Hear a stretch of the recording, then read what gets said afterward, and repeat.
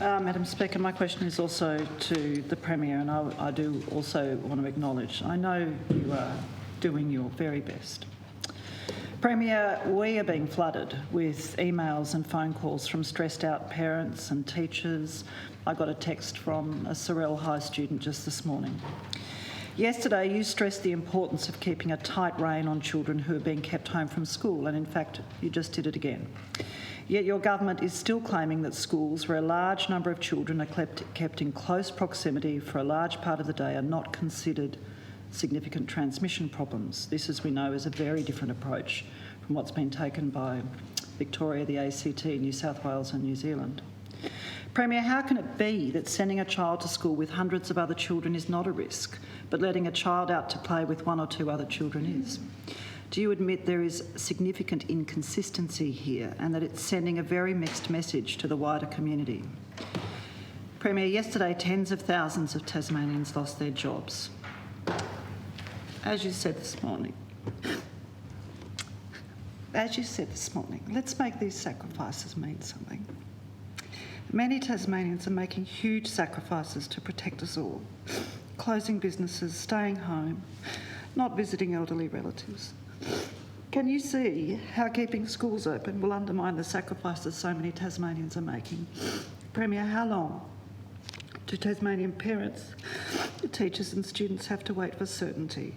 And at what point will you provide that and close schools to all but the children of health and emergency services workers? Thank you. The Honourable Premier.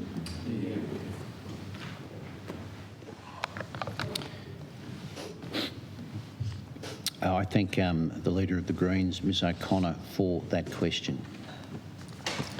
As I said in my previous answer, if any parent wants to remove their child from school, they can do so as of tomorrow, and I expect that many will.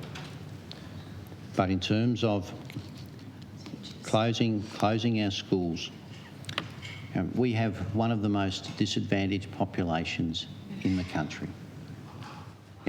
We need to ensure that those children that don't have a safe home environment, that aren't being provided with clear instruction and support, that they have somewhere to go as well as those children of our essential service workers.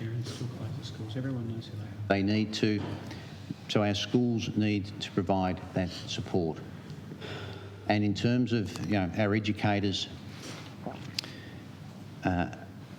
I can understand some of the concerns that they have, and I want to thank them for the work that they are doing. But as we work our way through this, our schools are going to need to remain open. Even if parents don't want their children to be there, and as I've said very clearly, they can take them out. What about the staff? But we need to ensure that we can provide support for essential service workers. We need to ensure that we can provide support for children that provide support for children that don't have the necessary support elsewhere.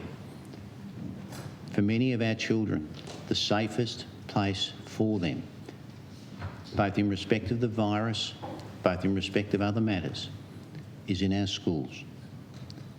And we need to ensure that if a decision is made to close or alter the operating model, that it is based on the best health advice that we can receive. And I've made it perfectly clear that I will take that advice, the Cabinet will take that advice, and we will act on it. Tonight, once again, we'll be having a conversation about these matters and others, and we will make decisions informed by that advice.